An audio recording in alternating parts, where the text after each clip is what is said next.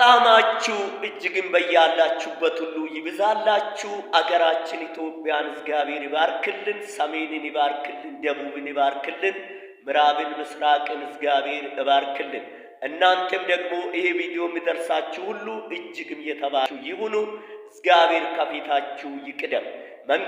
መንገድን ለእግዚአብሔር አደራ ስጥ፣ በእርሱም ታመን እርሱም ያድንሃል ተብሎ እንደተጻፈው መዝሙር 37 ላይ መንገዳችሁን ለእግዚአብሔር አደራ ስጥ። ነጋዴ ስትነግድ ዝም ብለህ አትውጣ። ገበሬ ስትሰራ ዝም ብለህ አትውጣ። መንግሥት ሠራተኛ ስትወጣ ዝም ብለህ አትውጣ። መንገድን ለእግዚአብሔር አደራ ስጥ። ሰላማችሁ አሁንም ደጋግሞ ይብዛላችሁ። ዋቀዩ አመሌ ስንብራተው ነገኛ ከቻን አመሌ በቸ ጅርተን ቱንዳ እስኒፋ ይብሱን ጀዳ ዛሬ ደግሞ መዝሙረ ዳዊት ምዕራፍ 6 ላይ የእግዚአብሔር ቃል እንዲህ ይላል፣ አቤቱ በቁጣ አትቅሰፈኝ፣ በመዓትም አትገሥጸኝ አለ።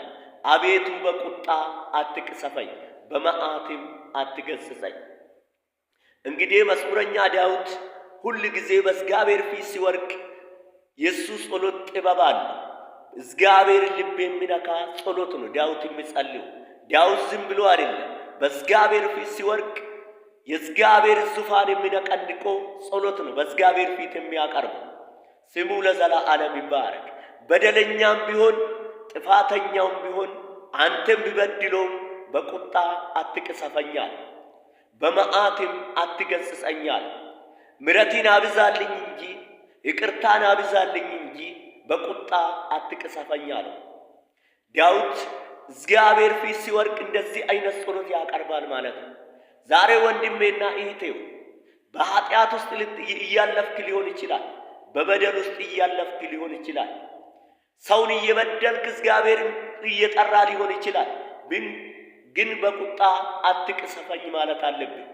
ግን በመዓት አታውከኝ ማለት አለብን። እግዚአብሔር ኃጢአትን ደምሮ አንድ ቀን በቁጣ ይቀስፋል። እግዚአብሔር ኃጢአትን ደምሮ አንድ ቀን። ለዚህ አስቀድሜ ምንድነው ማድረግ አለብኝ? አቤቱ በቁጣ አትቅሰፈኝ ማለት አለብን። አቤቱ በመዓት አትገሥጸኝ ማለት አለብን ማለት ነው። አስቀድሜን መንቃት አለብን።